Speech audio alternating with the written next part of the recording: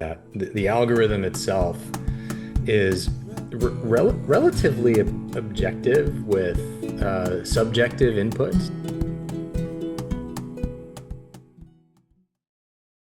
Welcome back to another episode of Journey to an ESOP and Beyond. I am your co-host today, Makenzie Wirth, And I'm Jason Miller. and today we have a unique topic we are discussing, an interesting one, I think. It is not directly related to ESOPs, but we'll find a way to tie them in. Um, so Jason and I are just going to have a conversation. I'm going to pepper him with some questions, and we'll see where this goes. Um, our first question, or I guess our question to start the conversation and maybe clue you into where this will be going is, Jason, who do you think knows what you are thinking about the most? Ooh, there's the safe answers, which is my wife probably knows what I'm thinking the most. And then the things that I may not necessarily want her to know I'm thinking about probably goes to my therapist. And you know, I, I I at least know what I'm thinking. Whether there's any reason attached to that, God only knows. But that's where I'd start about who knows what I'm thinking about the most. Mhm. So in this day and age, I think a lot of us spend probably more time than we would like on our phones. Hmm. Or maybe it's your iPad, or maybe it's your laptop, but I think the most common one is probably your phone. So the trick question here, or I guess the answer to the trick question is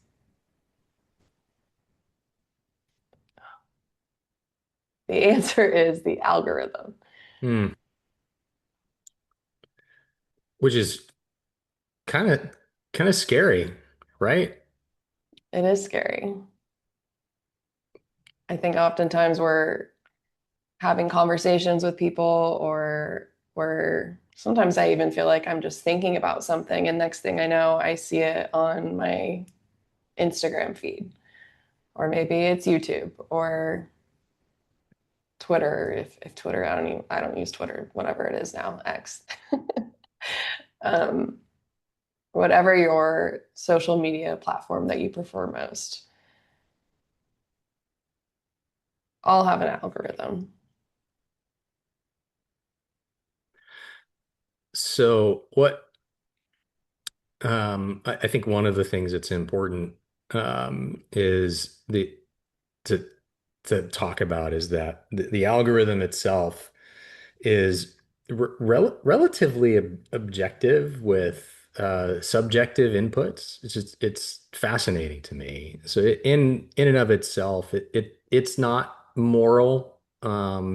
It's not truthful or untruthful, and it doesn't have some nefarious intelligence behind it that is seeking to make changes in your life. It's really demanding one thing from you, and that is your attention, Mhm. right? Because it gathers enough information to be somewhat diagnostic, and it reveals that my particular priorities may be the things that I'm most afraid of because of what I'm trying to seek answers on, whatever questions I might have rattling around in this brain. Yeah, you could even say your algorithm is essentially a mirror. Mm. Um, Maybe it's not a perfect mirror, but I think it's an honest one, because as you said, it's taking subjective inputs and creating outputs. And every day you have an input, maybe with your words if whoever's listening, but with other aspects, such as when you're scrolling through Instagram, what makes you stop scrolling and spend more time on a specific post? Um, are you replaying the same video? That's Are you sharing that video? You're giving it information, which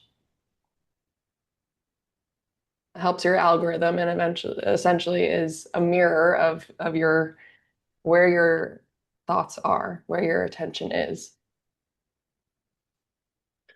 So, listeners, here's the plug for you, knowing now whether you were aware of this before or not. So, watch this episode again and some others, and then share them and like them, comment, provide some other content for us to come back and revisit. But that whole idea, as we're exploring it, it it's what it's really capturing apart from your attention is your emotional energy. Is you're going to spend your calories and your time on the things that are most important to you or the most pressing. And I guess we tend to become the things that we repeatedly pay attention to. Yeah, so maybe your feed is less of what you really like and more of what where your attention currently is. So Jason, what have you noticed in your feed lately in your algorithm? I knew you were going to ask. Um, just run an experiment and see. So the thing that I find most interesting is whenever I go to Google, it presents to me articles that it thinks that I'm going to be interested in, I guess, based on what I read or what I click on or what I search. And so let's just go through a couple. Um, Whew. All right. So the first one is a Forbes article that says what leaders often miss about psychological safety. That's followed by Apple TV's sci-fi hit is streaming best news show, and it differs from the books. I don't know what that is. It seems pretty interesting. Labor force participation falls to 61.5%. So that's a Yahoo Finance article. Um, 10 greatest sci-fi thrillers of the 20th century. Physics, evidence mounts for hierarchical black hole mergers. Why are these all very Jason? At least you know I'm honest on what things I'm interested in or what I talk about. Th Three effective things to start doing for your self-confidence and personal growth. That's pretty interesting. And best cities to invest in real estate in 2026. I like it. Very different than mine currently. Well, I won't ask you, but if you want to share, feel free. Well, I think we'll kind of get into it, but I think what our algorithm says is maybe Jason isn't obsessed with things like physics and real estate or whatever, but maybe it's Jason's trying to understand, he's trying to solve, he's trying to prepare. Um, and those are very different than just you're obsessed with something, with whatever your algorithm is giving you. So I think the overall theme is that we all have different algorithms, and these different algorithms reveal different seasons, whatever season we're in. Um, like I said, mine is very different than Jason's. I guess this is a good time to tell our listeners that I am uh, expecting. So I will be on maternity leave the end of August, and so my algorithm is a lot about car seats and Hmm. sleep training and anything baby related. Um, Not that I'm not interested in learning and solving problems outside of that or bettering myself in other areas, but my current season of life that is taking over right now is our baby that's on the way. So, what would you say it looks like for maybe an entrepreneur or a business owner? Ooh. Um, I imagine that for many, there's going to be links to articles about sales. You're going to have the endless do this course to do this thing to maximize revenue or revenue per employee. Um, Cash flow is the cash flow is king or cash is king. Find new ways to stretch dollars further in a season of growth or a season of contraction. Um, I can practically guarantee that every entrepreneur has something that shows up in their feed related to using AI in the workplace. And I also imagine that there's going to be things related to leadership, how to deal with toxic employees, how to attract superstars. Basically, all of those things are going to say, how am I carrying my business? I think one other interesting point is that sometimes your algorithm may catch things before you do, or maybe it helps you realize something that you are, I guess, subconsciously thinking about, which comes to fruition through whatever you're um, teaching your algorithm, I guess. And then you realize, oh, I didn't realize I was XYZ until this content started dominating my feed. Mm. I, I like that perspective because it's very true. Um, and it is funny how you mentioned seasons because I don't know, 6 to 9 months ago or so, I went through the season of just reviewing investments. And so every video that showed up or that was recommended was on personal finance and investment strategies. And I don't know how many different content providers that went through that. And I was just thinking about it the other day. So my YouTube feed is a little different. So that shifted toward some other personal pursuits and away from investing as I've taken my littles back to karate training. I was absent for a number of years, and so now what shows up in my YouTube algorithm is a bunch of karate videos all over the place, and not the investing ones anymore. But I remember the feeling of, oh, this is how old I am, and then time value of money, and then I do the math and try to figure all that stuff out. Like I gotta keep moving. I gotta make these changes. I have to do whatever. Well, that's vanished now. At least that pressure. Whether or not I correctly adopted those things, t time will tell. But n now my focus has shifted to something else. And I think that's fascinating on how it can help to shape our how is it how it helps to shape my anxiety is one way of putting it. Mm-hmm. And demanding my attention back to the core premise of this is what it reveals about us.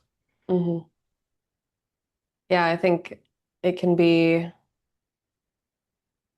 healthy, or we also know it can be unhealthy in terms of doom scrolling, or if you're just constantly consuming rather than doing or putting things to action, or if it's looking for validation. Those are obviously the unhealthy sides. And finding that balance for where it is healthy, where you're learning and you're growing and you're applying what you're learning to your life, and not letting it kind of completely consume you.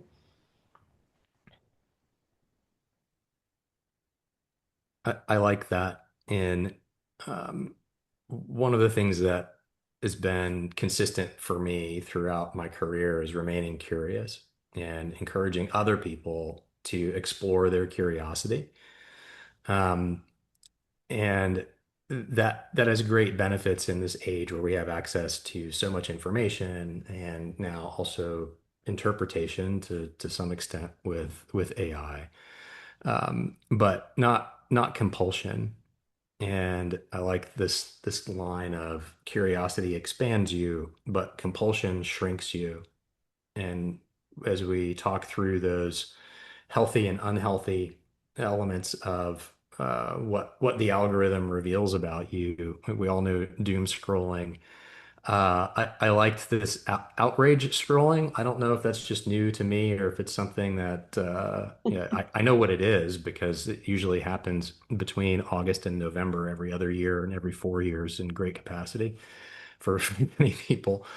Um, and the idea of what is it that's going to invoke in me this great feeling of just being so mad about everything, or certain things specifically, is that healthy? And the answer is it's unlikely that that's healthy for you.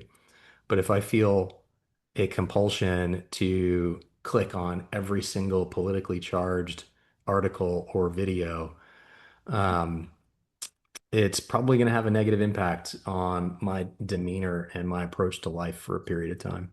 Mhm. So how can we tie this all into our audience and business owners looking at a potential exit, whether that's an ESOP or it is for sure an ESOP? What should they do with their in terms of their algorithm? Whew. Um, I'm of a split mind on this because I was thinking about it as we were exploring this topic. And what shows up in your feed? Is it uh, tennis tricks and pickleball tournaments, and boating and golf, all of the things that are kind of historically tied or connected to if I had more time in my life, where would I spend it? And is that indicative of, are you ready to divert your attention away from driving sales and building the next generation of leadership within your company, improving your margins, dealing with however AI is going to integrate into your life, and your attention is saying, apply me over here. And is it a good thing? Is it a bad thing? I don't know. Is it the right way for you to examine what your algorithm is telling you? I think it would be more telling if most of your feed is things like how do I deal with a toxic employee? How do I fire my best friend? How do I get out from underneath a mountain of debt? Whatever those things are, I think they're particular to seasons, and each of you are going to be in a spot that is, maybe I do need to start spending some more time out west. Maybe I do need to think about a longer vacation. Maybe my articles are saying how to quit your business without quitting your business. And some of the things that we've talked about here on not being a leadership bottleneck. Um, and it would be disingenuous to say, hey, just start searching a bunch of stuff that makes your algorithm look really good when you show up on a podcast and your co-host asks you to reveal what's on your phone. Um, so don't do that. That doesn't serve anyone. It doesn't solve anything for you. But what I would encourage you to think about is what deserves your attention and how you curate your attention. If you haven't given a lot of thought about how to chart your exit from ownership and how to transition that ownership to someone else, then start paying attention to that. Because eventually the algorithm is going to follow your attention, and then your habits are going to follow what the algorithm kind of influences you or chooses to share with you. And then your life is going to follow that habit. It's very true. I think a practical exercise for our listeners is just opening your most used app, whether that's Instagram or YouTube, TikTok, whatever it is, and just taking note of what are the first few videos or posts that popped up, and um, is that where your attention really is? What percentage of your attention is going towards the different categories that you come across? And ask yourself, is this where I actually want to be headed? Is this where I want my life to be headed? Is this where I want my attention to be focused?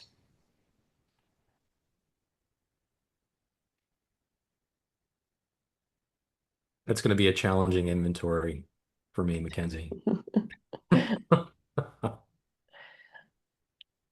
I think the moral of everything is that the algorithms don't necessarily tell us who we are. They tell us where our attention has been. And our attention over time becomes intention, which becomes a habit, which becomes character. And so rather than asking yourself, why is my algorithm showing me this? Maybe it's, what have I been teaching it about the person I'm becoming? Mhm. Just to remind listeners about their own agency in an age of influence. View the algorithm not as, again, some insidious intelligence that is trying to curate you. It's not a villain. Um, but it is a dashboard. And as a dashboard, it's a tool, not a destiny. It's not saying this is who you are destined to be if this is what we're showing you about yourself in that emotional mirror.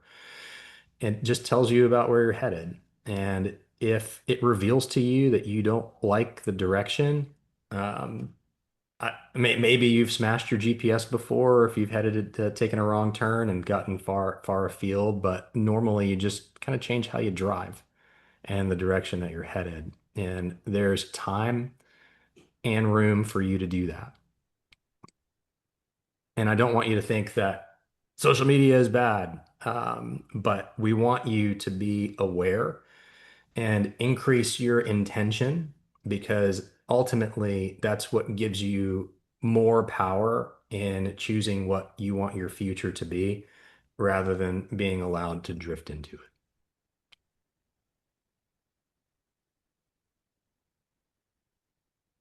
A lot of food for thought today. Um, This was fun. These are usually the good ones when you ask me questions. More fun for me. Well, thank you to our listeners, and feel free to interact with us at journeytoanesop.com. Let us know if you like these these types of episodes, what you want to hear from us. Subscribe, like, share with a friend, and thank you for joining us. And we'll see you next week.